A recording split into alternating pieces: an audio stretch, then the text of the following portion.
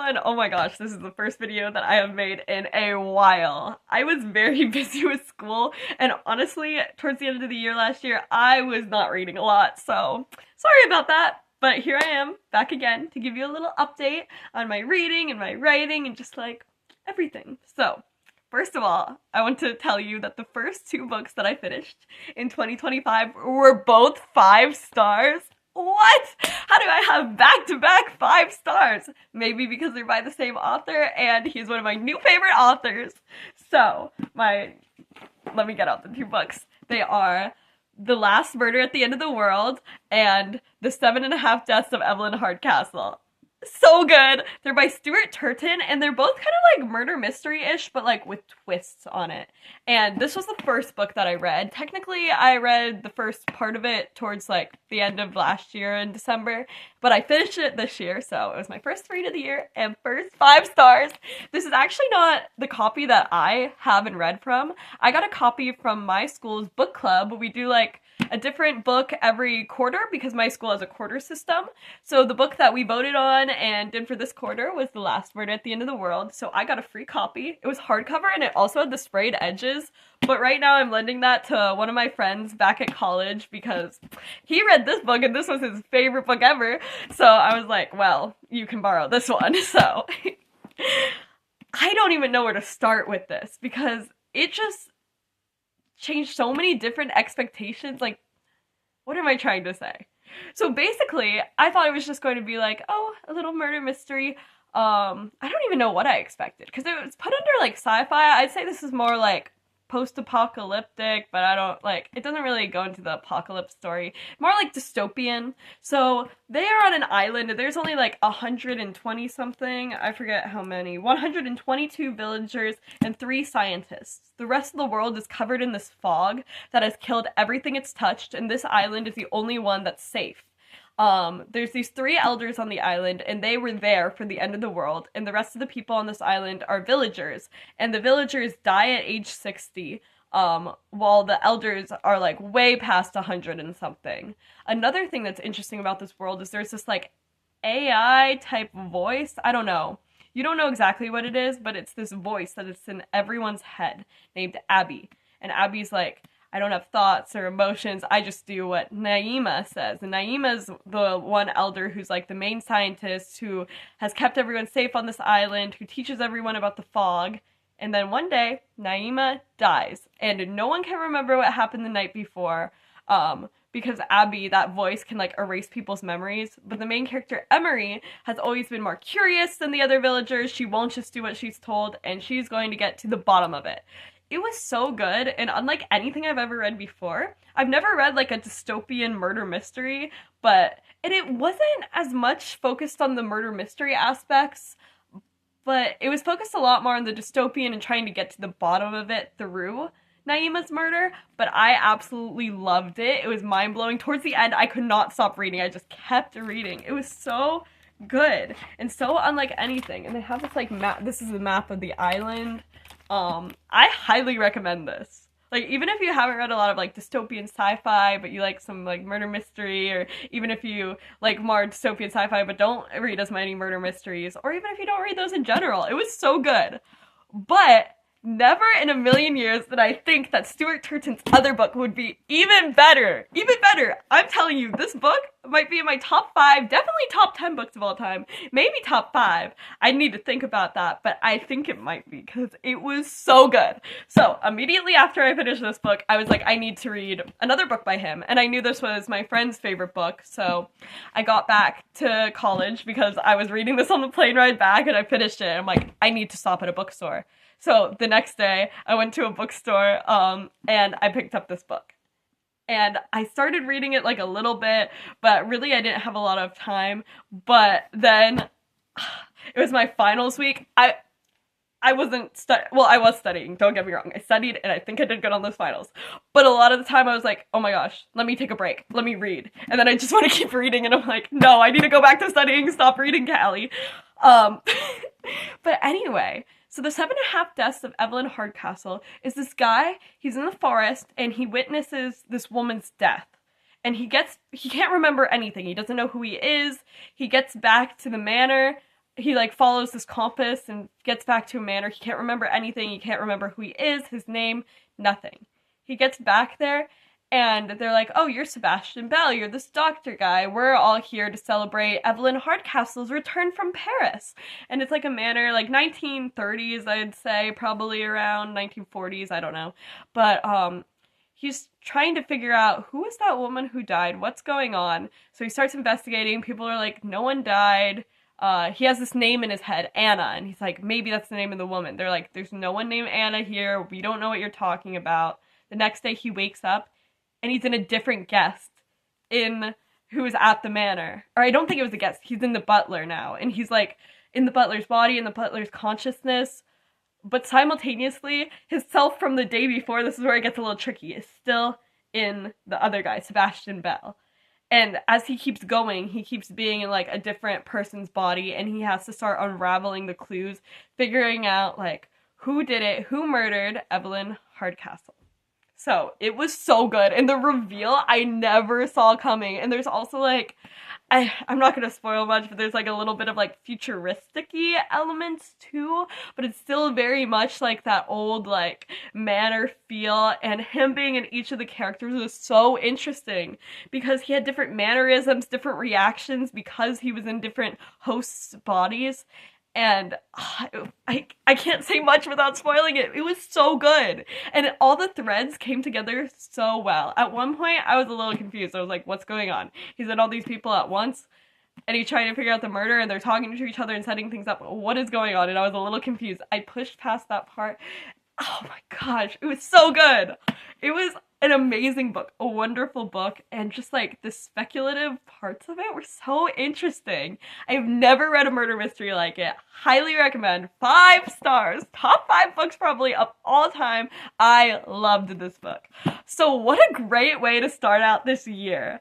And this author has a 3rd book out. It's called The Devil in the Dark Water, and it sounds like kind of historical murder mystery, but like with horror aspects. And I'm not normally someone who reads horror, but I don't care because this is one of my new favorite authors, and I know I've just read 2 books by him. I don't care. It's so good. I'm definitely going to buy his other book and read it. I found that I have a Barnes & Noble gift card that I don't think I ever used, so shout out to my friend Eva. She's an author, and well, yeah, she has published like some children's books right now, but she's working on other books that are chapter, like young adult books. It's so good. So I'll link her Instagram down below. But thank you, Eva, for this Barnes & Noble gift card. And hopefully I will be able to buy The Devil in the Dark Water with it when next time I go to Barnes & Noble. But my next update is I am reading a book that a lot of people around me have highly recommended. It is very intimidating though, very long, like 1,250 something pages, I'm pretty sure, which I have never read a book over 1,000 pages. I don't think. Wait, let me... Oh yeah, that one's the longest book that I own, but I haven't read it. I've read this book. I'd say probably the longest book I've read was if you guys know the Eragon series, I think it was like 800 and something pages, so I've never read a book this long.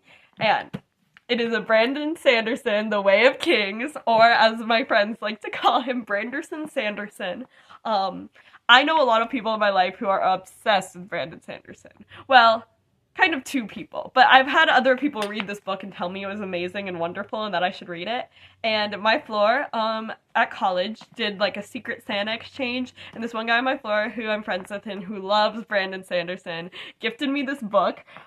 So big, so many pages, and it's so tiny too. Like, this is a 7.5 deaths. This is this book. It's one of those like little mass market paperbacks, which are a little hard to read, but it's really interesting so far, and I do like the magic system, and the world seems so like big and grand, and I'm just starting to like get into it. I'm about 84 pages in, it says, so still 84 pages down, like a bunch more to go, because this is 1,252 pages, and right now it's out of a 5-book series, which apparently is like, I think part 1 of the Stormlight Archives, but then there's going to be 5 more books eventually, and that will be like the part 2, so first book of a 10-book series, technically. But I'm excited to continue on with this. It will probably take me a while, especially when I'm done with my little quarter break that I have right now and I'm going back to school.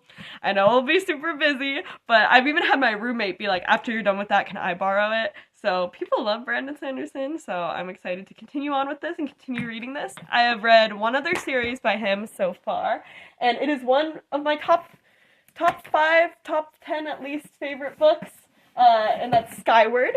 I love Skyward. Skyward's like the first book, and it's a young adult sci-fi with fantasy elements, and the writing is very different between these two because it's like young adult sci-fi, first person. I think it's first person. Is it third? Well, it's focusing on one person either way. No, it is first person. So good. I love Skyward. So this is a very different vibe, but I still really am enjoying it so far. We'll see what all happens. Normally I like to focus on one character, and so like the first couple like little bits have switched back and forth, but I think our main two characters are going to be Kaladin, definitely, and what was the girl's name? Shallan. So if they stick with those two, I really like to get to know like a couple main characters and just go between those. Like, so instead of just going, this happened 4,000 years ago and this was 5 years before, which was the beginning, which was interesting, but I can definitely connect a lot more with characters if we see them a lot. So I'm excited to continue on with this. It's such a big, it's a tiny brick. My tiny brick. Let me put back this book. But yeah. So, and a lot of people around me are very excited for me to be reading this. The amount of positive reactions I've gotten when I message my friends being like, look what I'm reading. They're like, yes! Even the guy who gave it to me, he kept asking, he's like, have you read it yet? Have you started it? I was like, no, I'm in the middle of this book. I'll read it afterwards. So now I'm reading it, and we'll see what my thoughts are eventually on that. Eventually meaning probably a while down the road. The other update that I have is I finished the first draft of the book that I was working on, which is called Crystallize.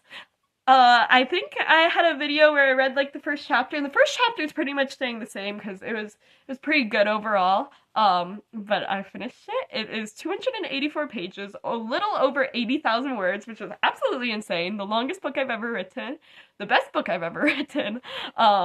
Which there's still a lot of improvements, and there's definitely a section in there where I'm like, okay, this whole chunk I need to change, but I think I figured out what I need to change. I printed it out. The way my RA and my resident advisor in college, when I told her that I printed out my 284-page manuscript, was like, did you use all the paper in our printer? Because we have free, like, we're able to use the printers for free, but, paper has been running low in printers, and I was like, don't worry. I printed this out like over a week and went to 3 different printers, the one in my residence hall, the one in the residence hall right next to me, and one in one of our academic buildings, because I was like, this is a lot of pages, and I can't take all this paper from one place. So this is my book so far. It has all of the pages inside of here. I have my little post-it notes, which is where I'm at. So right now I'm at chapter 27 out of 42 chapters. I've been absolutely loving marking it up. I can't get it too close, but like, I'll write in the margins, I'll highlight different things. I guess I could get close on the first page, so like, write different things. Red means change this. Specifically, this is telling, not showing. You need to update this, but it's been great. I've been working on editing this for about 10 days now, and I'm over halfway done. It's just crazy to like flip through the many pages. Oh my gosh, and I love these characters. Specifically, this one character, Delena, she's so fun to write. Her internal conflict goes crazy because she's kind of starting out on the bad guy side, but then she's like, oh my gosh, wait, what if they're actually evil? And then she starts going to the good guy side, but then she just flip-flops kind of back and forth in her mind because she's like a spy for the bad guys, but she's like, do I want to be a spy, or are these people actually good? Are they my friends? No, like when they find out what happens, they'll turn on me, and like her internal conflict is crazy, but so fun and so good to write. She's probably my favorite character I've ever written.